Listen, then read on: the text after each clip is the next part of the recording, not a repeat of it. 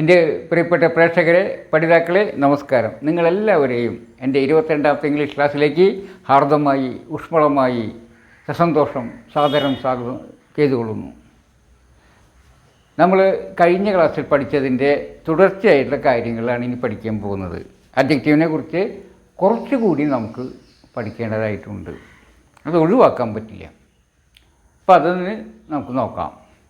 ഇനി നമുക്ക് ഇംഗ്ലീഷ് വാചകങ്ങളിൽ വളരെയധികം ഉപയോഗിക്കേണ്ടി വരുന്ന ഒരു നാമാവിശേഷണത്തെക്കുറിച്ച് പഠിക്കാം. അത് കഴിഞ്ഞുപോയ കാലത്തിൽ അഥവാ ഭൂതകാലത്തിൽ നടന്ന ഒരു ക്രിയയെ വിശേഷണമായി, അതായത് നാമാവിശേഷണമാക്കി ഉപയോഗിക്കുന്ന വിധമാണ് നമ്മൾ പഠിക്കാൻ പോകുന്നത്. ചില സന്ദർഭങ്ങളിൽ അത് ആവശ്യമായിട്ട് വരും. അതെങ്ങനെയാണ് നമുക്ക് നോക്കാം. നിങ്ങൾ എന്നെ നല്ലോണം ശ്രദ്ധിക്കുക. നോക്കുക, എൻ്റെ കയ്യിൽ ഇപ്പോൾ എന്താണ് നിങ്ങൾ കാണുന്നത്? ഒരു കമ്പ് അല്ലെങ്കിൽ വടി എന്ന് ഞങ്ങളുടെ നാട്ടിൽ പറയും. കമ്പ് എന്ന് പറയുക, അത് ഇംഗ്ലീഷിൽ ട്യൂബ് എന്ന് പറയും. ഇനി ഞാനൊരു പ്രവൃത്തി ചെയ്യാൻ പോകണം. എന്നിട്ട് നിങ്ങളോട് ചോദിക്കുക എന്താ പ്രവൃത്തി എന്ന്. അപ്പോൾ നിങ്ങളത് പറയണം. നോക്കുക, എന്താണ് ഞാൻ ചെയ്യാൻ പോണത്? ഇപ്പോൾ ഞാൻ ഈ കമ്പ് ഒടിച്ചു. അപ്പോൾ അധ്യാപകൻ ചെയ്ത പ്രവൃത്തി എന്താണെന്ന് ചോദിച്ചാൽ നിങ്ങൾ എന്താ പറയുക? അധ്യാപകൻ കമ്പ് ഒടിച്ചു, അല്ലേ? അധ്യാപകൻ കമ്പ് ഒടിച്ചു. അപ്പോൾ നമുക്ക് ഇനി ഇപ്പോൾ എൻ്റെ കയ്യിലെ കമ്പിനെ നമുക്ക് എന്തെന്ന് വിളിക്കാം? ഒടിച്ച കമ്പ് എന്ന് പറയും. എന്താ പറയുക? ഒടിച്ച കമ്പ്, അല്ലെങ്കിൽ ഒടിക്കപ്പെട്ട കമ്പ് എന്ന് പറയാം. കർത്താവിന് പ്രാധാന്യം കൊടുത്ത് പറയുകയാണെങ്കിൽ ഒടിച്ച കമ്പ് എന്ന് പറയാം. അതായത് കർത്താവിന് പ്രാധാന്യം പറയുക എന്ന് വെച്ചാൽ അതിൻ്റെ അർത്ഥം കർത്തരി പ്രയോഗത്തിൽ പറയുക എന്ന് ആണ്. കർത്തരി പ്രയോഗത്തിൽ പറയുക എന്ന് വെച്ചാൽ കർത്താവിന് പ്രാധാന്യം കൊടുത്ത് പറയാം. ഇനി കർമ്മത്തിന് പ്രാധാന്യം കൊടുത്ത് പറയുകയാണെങ്കിൽ അത് നമ്മൾ അതിനെന്താ പറയുന്നത് വെച്ചാൽ കർമ്മണി പ്രയോഗം എന്ന് പറയും. കർമ്മണി പ്രയോഗത്തിൻ്റെ ഇംഗ്ലീഷ് പാസീവ് വോയിസ് ആണെന്ന് പറയും. പാസീവ് വോയിസിൽ പറയാൻ വെച്ചാൽ കർമ്മത്തിന് പ്രാധാന്യം കൊടുത്ത് പറയാമെന്നർത്ഥം.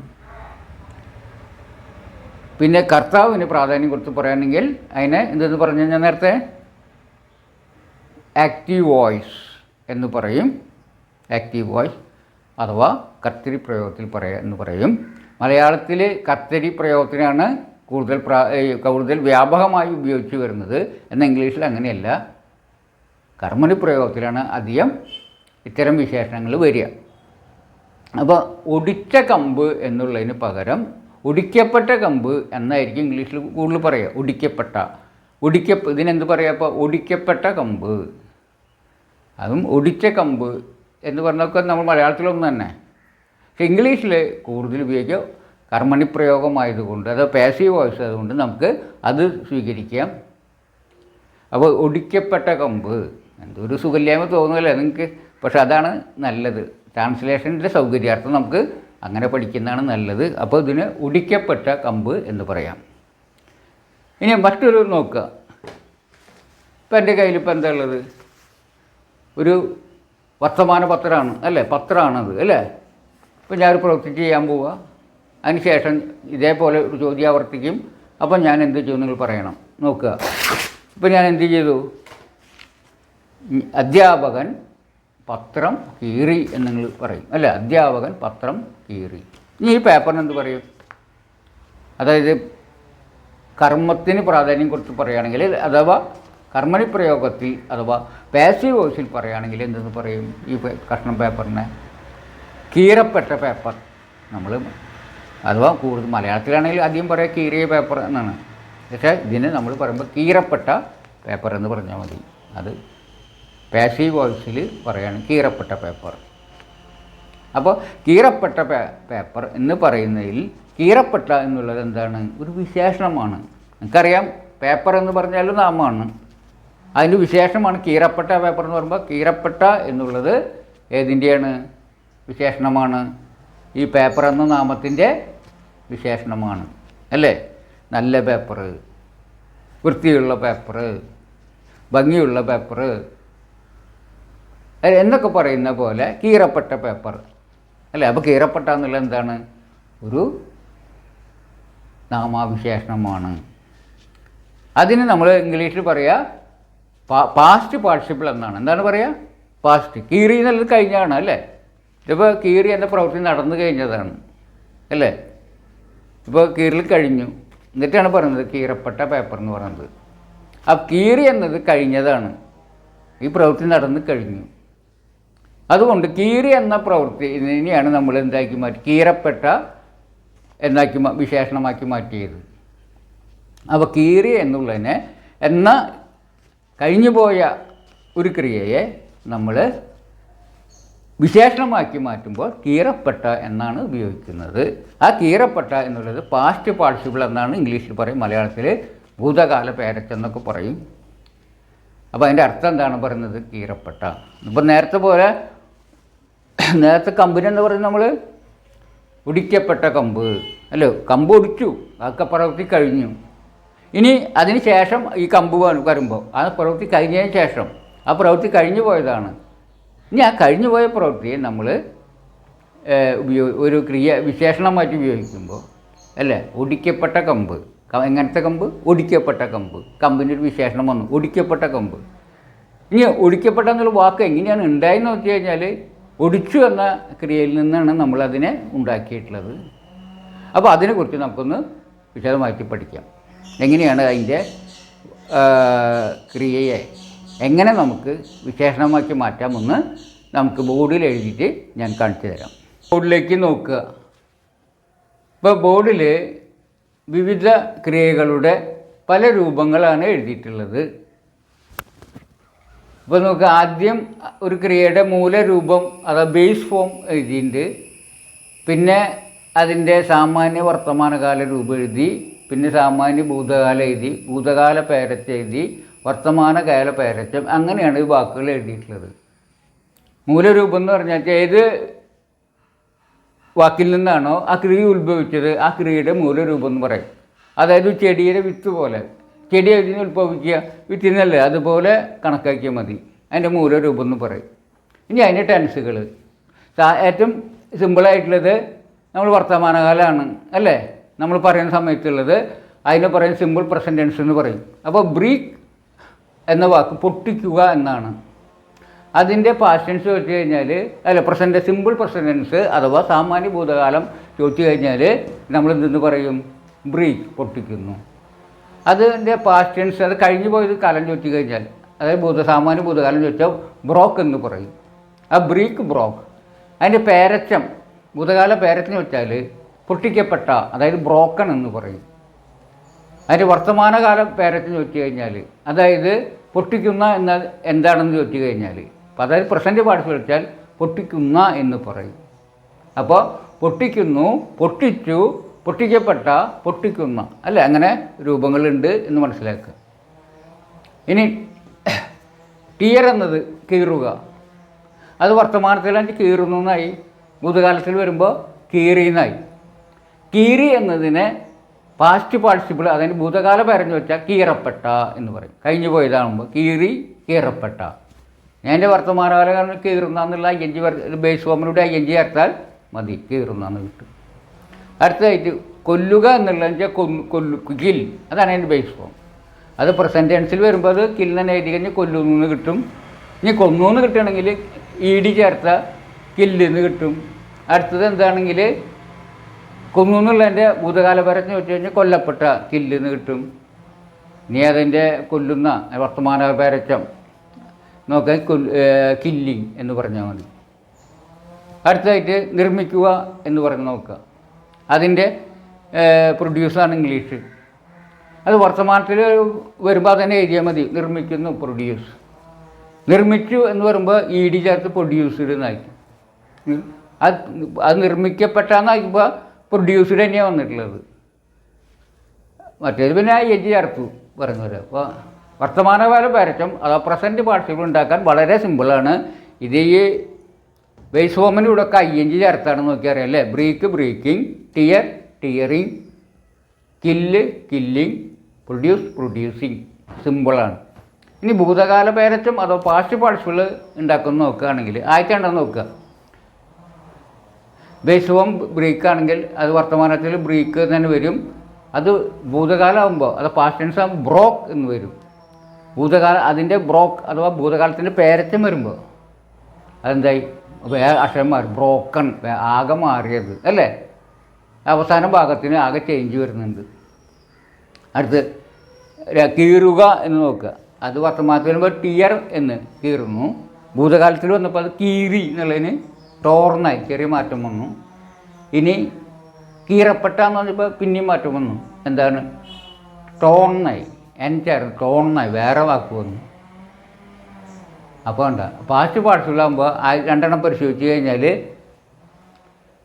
ചില വാക്കുകളുടെ പാസ്റ്റ് ടെൻസ് മാറും, അതിനനുസരിച്ച് അപ്പോൾ പേരച്ചം മാറും അല്ലേ. ബ്രീക്ക്, ബ്രോക്ക്, ബ്രോക്കൺ, ടിയർ, ടോറ്, ടോൺ. കണ്ട അപ്പോൾ പ്രസൻറ്റ്, പാസ്റ്റ്, പാർട്ടിസിപ്പിൾ വ്യത്യാസം. അപ്പോൾ പാസ്റ്റ് ടെൻസ് വ്യത്യാസമുള്ളവയ്ക്ക് എന്താണ് വരുന്നത്? പാസ്റ്റ് ടെൻസ്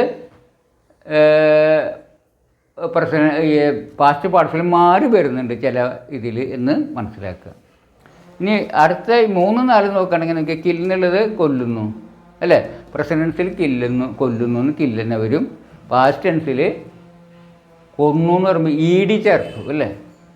അപ്പോൾ കൊല്ലപ്പെട്ട എന്നുള്ളത് തന്നെ ഇത് തന്നെയാണ് വരുന്നത് അല്ലേ. അപ്പോൾ ഇതിനെന്താ കാര്യം മനസ്സിലായി? ED ചേർത്തുണ്ടാക്കുന്നവയ്ക്ക് പാസ്റ്റ് പാർട്സിൽ അത് തന്നെയായിരിക്കും സിമ്പിൾ. മനസ്സിലായ? ഇനി അടുത്ത് നോക്ക്, നിർമ്മിക്കുക. അത് പ്രസൻറ്റൻസ് അതിനെ എഴുതിയാൽ മതി. പ്രൊഡ്യൂസ്, നിർമ്മിച്ചു എന്ന് വരുമ്പോൾ ED ചേർത്തു, പ്രൊഡ്യൂസ്ഡ്. അപ്പോൾ എന്തായിരിക്കും പാസ്റ്റ് പാർട്ടിസിപ്പിൾ? അത് തന്നെയായിരിക്കും പ്രൊഡ്യൂസ്ഡ്. അപ്പോൾ ഇതിന് ഒരു കാര്യമാണ് നമ്മൾ പഠിക്കാനുള്ളത്. എന്താണത്? ഭൂതകാല പേരൊച്ച ഉണ്ടാക്കാനായിട്ട് ED ചേർത്തിട്ടുണ്ടാക്കുന്നവയാണെങ്കിൽ, അപ്പോൾ ബേസ് ഫോമിൻ്റെ കൂടെ ED ചേർത്താൽ പാസ്റ്റ് ടെൻസ് കിട്ടുമെങ്കിൽ അതിൻ്റെ പാസ്റ്റ് പാർട്സുകൾ എന്തുതന്നെയായിരിക്കും? അത് തന്നെയായിരിക്കും, ED ചേർത്ത രൂപം തന്നെ ആയിരിക്കും. അങ്ങനെ കിട്ടാത്തവയ്ക്ക് സെപ്പറേറ്റ് നമ്മൾ പഠിക്കണം. എന്നുവെച്ചാൽ ഭൂരിഭാഗം ED ചേർത്താൽ പാസ്റ്റ് കിട്ടുന്നതാണ്. മൂലരൂപത്തിൻ്റെ കൂടെ, വെർബിൻ്റെ മൂലരൂപത്തിൻ്റെ കൂടെ പാസ്റ്റ് ED ചേർത്താൽ മിക്ക ക്രിയകളുടെയും സിമ്പിൾ പാസ്റ്റ് ടെൻസ് കിട്ടും. അവയ്ക്കൊക്കെ ED ചേർത്ത് തന്നെയാണ് ഭൂതകാല പേരറ്റം അഥവാ പാസ്റ്റ് പാർട്ടിസിപ്പിൾ. അത് അല്ലാതെ വരുന്നെങ്കിൽ നമ്മൾ സെപ്പറേറ്റ് പഠിക്കണം. ഉദാഹരണം റൈറ്റിൻ്റെ റോട്ടാണ്. അപ്പോൾ അതിൻ്റെ പാസ്റ്റ് പാർട്ടിസിപ്പിൾ എന്താണ്? റിട്ടൺ ആണ്. വേറെ അങ്ങനെ പഠിക്കണം. മനസ്സിലായ? ത്രോ എന്നുള്ളതിൻ്റെ അത് എറിയുക, എറിഞ്ഞു എന്ന് വരുമ്പോൾ ത്രൂ എന്നാകും. പിന്നെ എറിയപ്പെട്ട എന്നുമ്പോൾ ത്രോൺ എന്നാകും. അങ്ങനെ മാറും. അതൊന്ന് ശ്രദ്ധിക്കാമല്ലോ. പിന്നെ ഈ പാസ്റ്റ് പാർട്ടിസിപ്പിൾ, പ്രസൻറ്റ് പാർട്ടിസിപ്പിൾ അഥവാ വർത്തമാനകാലത്തും പേരച്ചുണ്ടാക്കുക വളരെ സിമ്പിളാണ്. വെറുതെ ING ചേർത്ത് കൊടുത്താൽ മതി.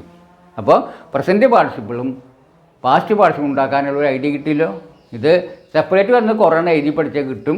പിന്നെ ED ചേർത്തുണ്ടാക്കുന്നത് അത് ED ചേർത്ത് തന്നെ പാസ്റ്റ് പാർട്ടിസിപ്പിൾ. പിന്നെ ING ഈ പ്രസൻറ്റ് പാർട്ടിസിപ്പിൾ എല്ലാം ING ചേർത്ത് കൊടുത്താൽ മതി. അത് മനസ്സിലായാലും സിമ്പിളല്ലേ അത്.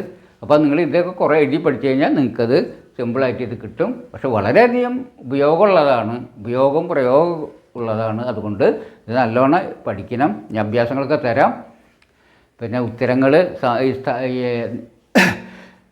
സമയദൈർഘ്യം കൂടുന്നില്ലെങ്കിൽ ഉത്തരങ്ങളും ഇതിൽ തന്നെ തന്നിരിക്കും. അല്ലെങ്കിൽ അടുത്ത ക്ലാസ്സിലത്തെ ഇതിനോടൊപ്പം ചേർത്തിരിക്കും. ഇനി നമുക്ക് മറ്റൊരു തരത്തിലുള്ള അഡ്ജക്റ്റീവുകളെ കുറിച്ച് പഠിക്കാം. നിങ്ങൾക്കറിയാം, കണ്ണം തരി എന്നൊക്കെ പറഞ്ഞാൽ എന്താണെന്ന് അറിയാം അല്ലേ. വളരെ സൂക്ഷ്മമായ കഷ്ണത്തെയാണ് നമ്മൾ പറയുന്നതെന്ന് തരി എന്നൊക്കെ അല്ലേ. ഈ തരി അല്ലെങ്കിൽ കണം എന്നതിന് ഇംഗ്ലീഷ് അറിയുമെന്ന് നിങ്ങൾക്ക്? പാർട്ടിക്കിൾസ് എന്ന് പറയാം. പാർട്ടിക്കിൾസ് വളരെ ചെറുതിനെയാണ് പാർട്ടിക്കിൾസ് എന്ന് പറയുക. ഈ പാർട്ടിക്കിൾസ് പോലെയുള്ള ചില പദങ്ങൾ ഇംഗ്ലീഷിലുണ്ട്. വളരെ ചെറുത്, ഏറ്റവും ചെറിയ 2 പദങ്ങൾ നിങ്ങൾക്ക് പറയാൻ പറ്റൂ? പറഞ്ഞവർക്ക് ഇതാ ഡബിൾ തംസ് അപ്പ്. ഇനി പറയാൻ പറ്റാത്തവരുണ്ടെങ്കിൽ തന്നെ കുഴപ്പമില്ല, നിങ്ങൾക്ക് ഞാൻ ഒരു ഹിൻഡ് തരാം. ആർട്ടിഫിഷ്യൽ ഇൻ്റലിജൻസിൻ്റെ കാലമല്ലേ ഇപ്പോൾ. നിങ്ങൾക്ക് പിടികിട്ടിയ ഇല്ലേ? പിടികിട്ടിയില്ലേ? ഒന്നുകൂടി പറയാം. അത് ആർട്ടിഫിഷ്യൽ ഇൻ്റലിജൻസിൻ്റെ കാലമല്ലേ. ഒന്നും കൂടി ആലോചിച്ചേക്ക്. ഇപ്പോൾ കിട്ടിയ? അയ്യേ, ഇപ്പോൾ കിട്ടിയില്ലേ? അയ്യേ, കിട്ടിയില്ലേ? എ ഇപ്പോൾ കിട്ടിയില്ലേ?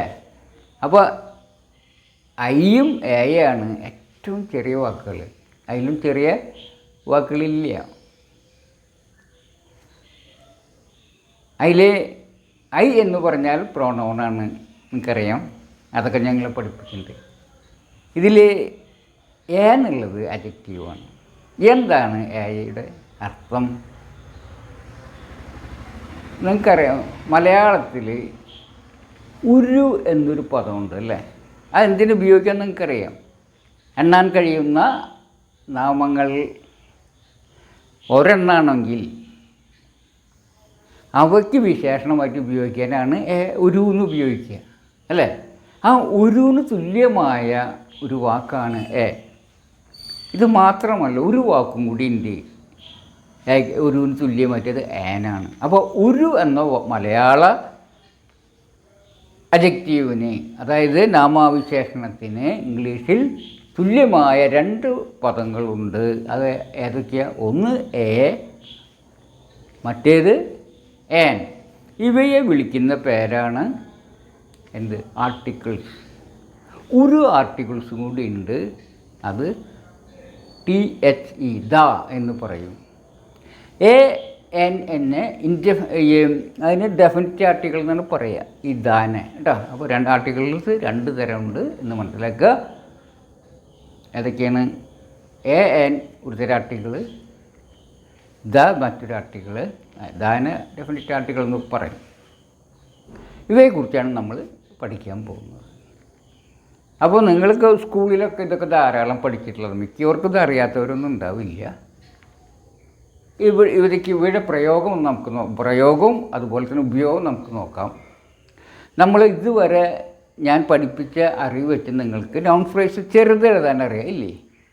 അതിനെ ഞാൻ നിങ്ങൾക്ക് പഠിപ്പിച്ചിട്ടുണ്ട്. അതിന് അഭ്യാസം ചെയ്യാൻ പറഞ്ഞിട്ടുണ്ട്. നീ ചെയ്ത് പഠിച്ചിട്ടുണ്ടാവുമെന്ന് കരുതുന്നു. അപ്പോൾ നിങ്ങൾക്ക് എന്തായാലും നമുക്ക് ഒരു ക്വിസ് പോലെ നിങ്ങൾക്ക് കുറച്ച് നൗൺ ഫ്രേസ് ഇംഗ്ലീഷിലേക്ക് തർജ്ജമ ചെയ്യാൻ തരാം. അത് ഞാൻ എഴുതി കഴിയുമ്പോൾ പെട്ടെന്ന് തന്നെ 1 മിനിറ്റ് കൊണ്ട് അത് നിങ്ങൾ ചെയ്യുക. ഞാൻ ബോർഡിൽ എഴുതി കാണിക്കും. അപ്പോൾ അതിന് തുടർന്ന് നിങ്ങളൊരു ഉത്തരം എഴുതി കാണിക്കണം. നിങ്ങൾ നോക്കുക, ഈ ബോർഡിൽ ഇപ്പോൾ എഴുതിയിട്ടുള്ളതാണ് നിങ്ങൾക്ക് തർജ്ജമ ചെയ്യേണ്ട നൗൺ ഫ്രേസുകൾ. അപ്പം ഞാൻ ഒപ്പം ഇവിടെ എഴുതാം, ഒപ്പം നിങ്ങൾ മനസ്സിൽ വിചാരിക്കും ഉത്തരം. അത് നിങ്ങളിത് ചെയ്യണമെന്ന് കമ്പയർ ചെയ്ത് വെക്കുക.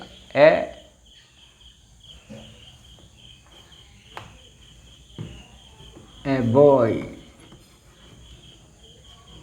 a girl, an elephant,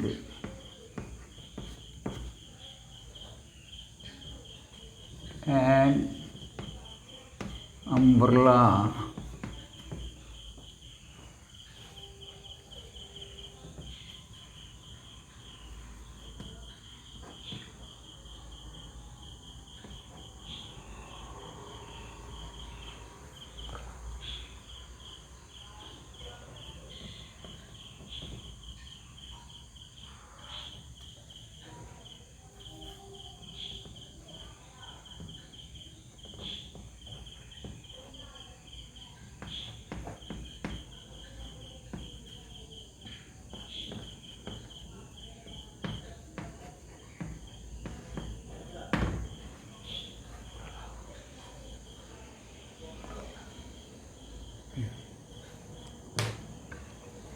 ഇപ്പോൾ നിങ്ങൾ ഉത്തരം തന്നെയാണോ കിട്ടിയിട്ടുള്ളത്? എൻ്റെ ഉത്തരമായൊരു വ്യത്യാസമുണ്ടോ? ഞാൻ ചിലയിടത്ത് ഞാൻ ഏന എഴുതിയിട്ടുണ്ട്, ചിലയിടത്ത് എ എഴുതിയിട്ടുണ്ട്. അപ്പോൾ നിങ്ങൾക്ക് ഞാൻ എഴുതി തെറ്റുണ്ടെന്ന് തോന്നുന്നുണ്ടോ? നമ്മൾക്ക് തോന്നുന്ന കാര്യങ്ങൾ ചെയ്യുന്നവരെ എന്താ നമ്മൾ വിളിക്കുക? തോന്നിയാസക്കാരെന്ന് പറയും അല്ലേ? അല്ലെങ്കിൽ തോന്നിയാസം ചെയ്യുന്നതെന്ന് പറയും. ഞാൻ തോന്നിയാസം ചെയ്തതെന്നൊക്കെ തോന്നുന്നുണ്ടോ? കാരണം ചിലയിടത്ത് എ എഴുതി, എനിക്ക് അങ്ങനെ എഴുതാൻ തോന്നി, അപ്പോൾ എഴുതി. ചിലയിടത്ത് ഏന എഴുതാൻ തോന്നി. അങ്ങനെയാണോ? അപ്പോൾ ഇതിന് വല്ല പ്രത്യേകത കാണണം നിങ്ങൾക്ക്. ആ പ്രത്യേകം നോക്കിയിട്ടാണ് നമ്മളിത് പഠിക്കേണ്ടത്. എപ്പോഴും നമ്മളെന്ത് പറഞ്ഞു, ഒന്നുകിൽ അതിൻ്റെ പാറ്റേൺ പ്രത്യേകം അല്ലെങ്കിൽ വെറൈറ്റി വ്യത്യാസം നോക്കിയിട്ട് പഠിക്കണമെന്ന് ഞാൻ കഴിഞ്ഞ ക്ലാസ്സിൽ പറഞ്ഞിരുന്നു. ഇപ്പോൾ ഇവിടെ ഒരു ആൺകുട്ടി, അവിടെ ആണ് വന്നിട്ടുള്ളത്. ഒരു പെൺകുട്ടി, എ ഗേൾ, അവിടെ ആണ് വന്നിട്ടുള്ളത്. ഒരു ആന, ആൻ എലഫൻ്റ് വന്നിട്ടുള്ളത്. എന്താ ആൻ വന്നേ, ഇവിടെ വന്നേ, ഇവ തമ്മിൽ എന്താ വ്യത്യാസം നോക്കുക. അവിടെ ഒരു കുട, അതിന് നമ്പറില, അവിടെ ആന വന്നേ, ഇവ തമ്മിൽ എന്താ വ്യത്യാസം? അങ്ങനെ നമ്മളെപ്പോഴും ഒരു ലോജിക്കലായി ചിന്തിച്ചുകൊണ്ടിരിക്കണം. അത് പെട്ടെന്ന് പഠിക്കാൻ പറ്റും. ഒരു യൂറോപ്പുകാരൻ, എ യൂറോപ്യൻ. ഒരു ഇന്ത്യക്കാരൻ, ആൻ ഇന്ത്യൻ. എന്താ അതിന് കാരണം? അതാണ് നമ്മൾ കണ്ടെത്തേണ്ടത്. ഏതൊരു പഠനത്തിലും നമ്മൾ എന്താണ് പ്രത്യേകത, അല്ലെങ്കിൽ ഡിഫറൻസ് എന്താണ്, വ്യത്യാസം എന്താണ്, അല്ലെങ്കിൽ സാദൃശ്യം എന്താണ്, ഇതൊക്കെയാണ് എപ്പോഴും ശ്രദ്ധിക്കേണ്ടത്. അപ്പോഴാണ് നമുക്ക് പെട്ടെന്ന് ഐഡിയകൾ കിട്ടുക. എന്താണ് ഇംഗ്ലീഷും മലയാളം വ്യത്യാസം ഒക്കെ പഠിക്കുക. അപ്പോൾ ഇവിടെ നോക്കുകയാണെങ്കിൽ ഞാനത് കാണിച്ചു തരേണ്ട. എ ബോയ് ഒന്നാമത്തെ എടുക്കുകയാണെങ്കിൽ എ ബോയ്, ആ ബോയ് നോക്കുക, ബോയ് അല്ലേ, ഇങ്ങനെയല്ലേ എ ബോയ്. ബോയുടെ സ്പെല്ലിങ് എന്താ? ഫസ്റ്റിലത്തെ B+O, ബോ അല്ലേ. ബ് എന്ന പദത്തിൻ്റെ കൂടെ ഓ ചേരുമ്പോൾ ബോ. അപ്പോൾ ബി എന്നുള്ളത്, ബ് എന്നുള്ളതാണ് ആദ്യത്തെ ഉച്ചാരണം. ഉച്ചാരണം തുടങ്ങുന്നത് ഏതിൽ? ബ എന്ന അക്ഷരത്തിൽ, ബ് എന്ന അക്ഷരത്തിൽ. അതായത് വ്യഞ്ജനാക്ഷരത്തിലാണ് അല്ലെങ്കിൽ കോൺസോണൻറ്റിലാണ് ഇത് ആരംഭിക്കുന്നത്. അതായത് വ്യഞ്ജനാക്ഷരം. അപ്പോൾ അങ്ങനെ ആരംഭിക്കുമ്പോഴാണ് എ വന്നതെന്ന് നോക്കുക അല്ലേ. അപ്പോൾ ഇതിൽ വ്യഞ്ജനാക്ഷരമായിരുന്നപ്പോൾ എ വന്നു. അടുത്തതിൽ അങ്ങനെയാണോ നോക്കുക. ഗേൾ 2, ഇതിന് ഇങ്ങനെയല്ലേ, അതെന്താ?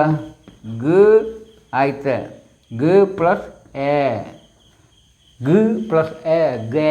അപ്പോൾ ഗീലാണ് ആരംഭിക്കുന്നത് അല്ലേ. അക്ഷരം ഏതാ? വ്യഞ്ജനാക്ഷരമാണ്, കോൺസോണൻ്റാണ് അല്ലേ. അപ്പോൾ ഇതൊക്കെ ഒരു കാര്യം നമുക്ക് തീരുമാനമെടുക്കാം. അപ്പോൾ എന്താണത്?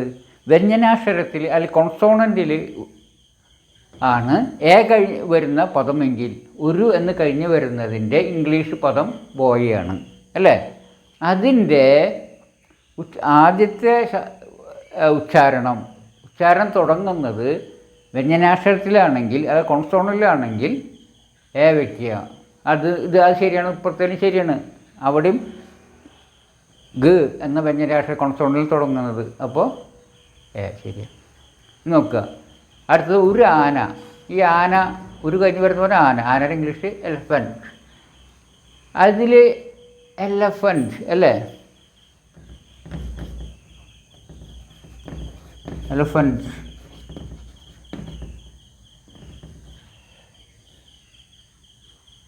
അതിൽ ഏലാണ് ആരംഭിക്കുന്നത് അല്ലേ. എന്തിലാരംഭിക്കുന്നത്? ഏല്. അത് എന്താണ്? സ്വരാക്ഷരമാണ്. സ്വരാക്ഷരം ഇംഗ്ലീഷ് എന്താ പറയുക? വവ്വൽ.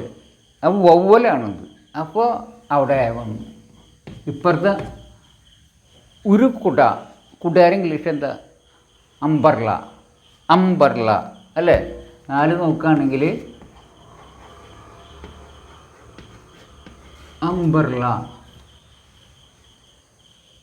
അംബർല എന്താണ്? അംബർല. അതിൽ ആദ്യ അക്ഷരം നോക്കിയാൽ ആ അല്ലേ. ആന്ന് പറഞ്ഞത് എന്താണ്? സ്വരാക്ഷരമാണ്, വവ്വലാണ് അല്ലേ. അപ്പോൾ അവിടെയും വവ്വല്. അപ്പോൾ ഇത് 2 കാര്യം മനസ്സിലായി നമുക്ക്. എന്താണ്? വവ്വലിൻ്റെ മുമ്പിലാണെങ്കിൽ എ വയ്ക്കുക അല്ലേ. വവ്വലിൻ്റെ മുമ്പ് തെറ്റിയിട്ടാണ്. വവ്വൽ ഈ കോൺസോണൻ്റ് അഥവാ സ്വരാക്ഷര ഇതില്ല. വ്യഞ്ജനാക്ഷരത്തിന് മുമ്പിലാണെങ്കിൽ എ വയ്ക്കുക. ഈ സ്വരാക്ഷരം അഥവാ വവ്വൽസിന് മുമ്പിൽ ആൻ വയ്ക്കുക. ഇതൊക്കെ സ്കൂളിൽ പഠിച്ചിട്ടുള്ളതാണ്, ആ വിശദാംശമൊന്നും വേണ്ട. പക്ഷേ ഇവിടെ ഒരു ഇന്ത്യക്കാരൻ എന്നുള്ളത് എന്താ വന്നേക്കണം നോക്കിയേ. അല്ല, 4ാമത്തെ ഒരു യൂറോപ്പുകാരൻ എന്നുണ്ട്. ഇതിലെന്താന്ന്? യൂറോപ്യൻ. എന്താണ് യു? യാ യാ യു എന്ന് പറഞ്ഞാൽ എന്താ? ഇ പ്ലസ് ഊ.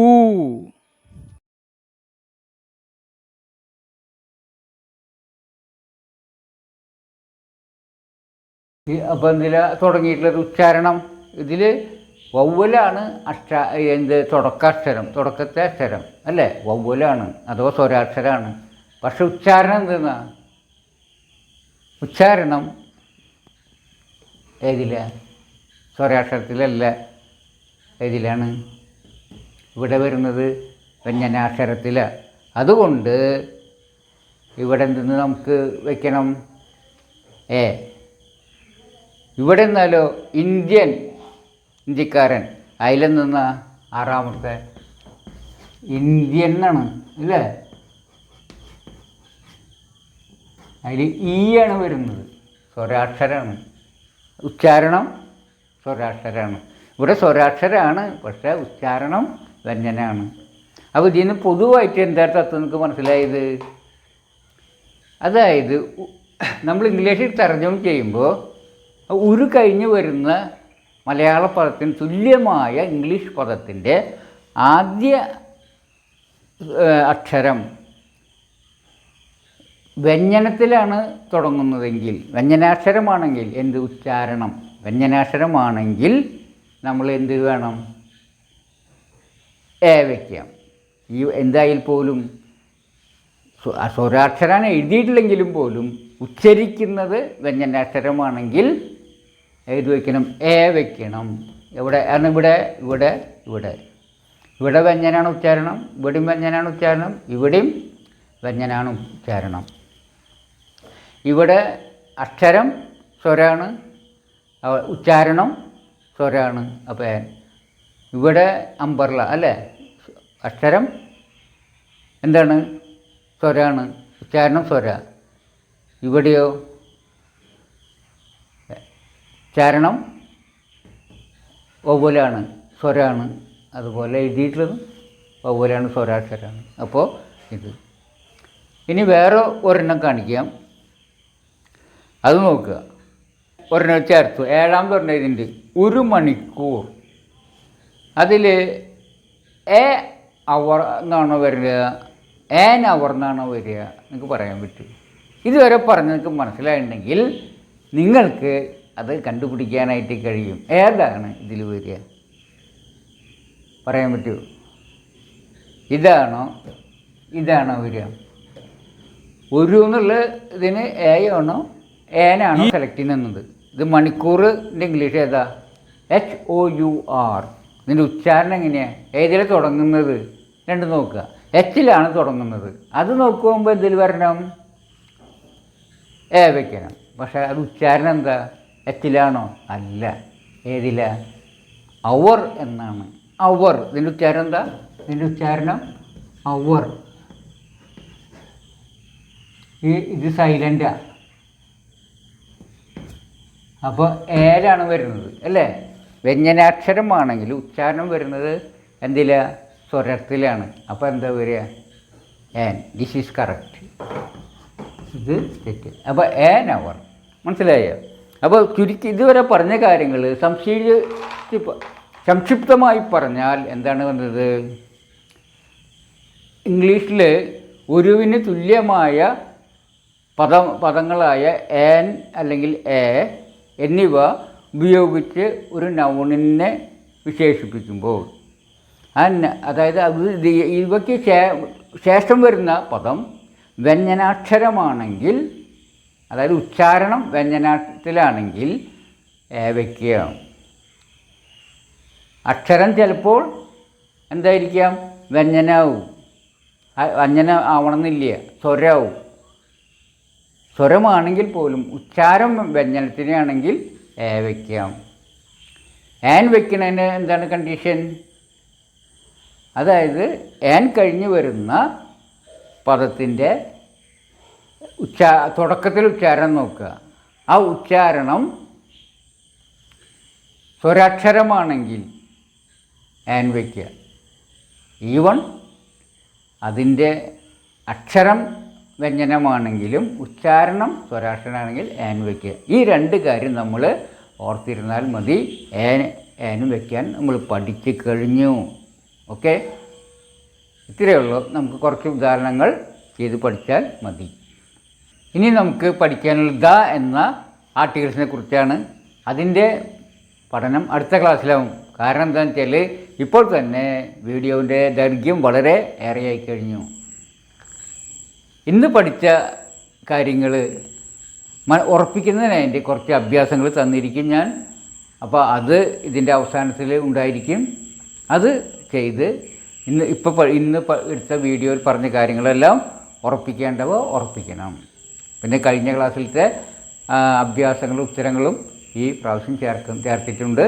അതും നിങ്ങൾ നോക്കി കഴിഞ്ഞ ക്ലാസ്സിലെ നിങ്ങൾ അഭ്യാസങ്ങൾ ചെയ്ത് എത്ര കണ്ട് ശരിയാണെന്നൊക്കെ ഉറപ്പ് വരുത്തുക. ഇനി നമുക്ക് ഇന്നത്തെ വീഡിയോ ക്ലാസ് നിർത്താം. നമുക്ക് ഇനി അടുത്ത ക്ലാസ്സിൽ കാണാം. അതുവരേക്ക് വിടാം. നന്ദി, നമസ്കാരം, ബൈ.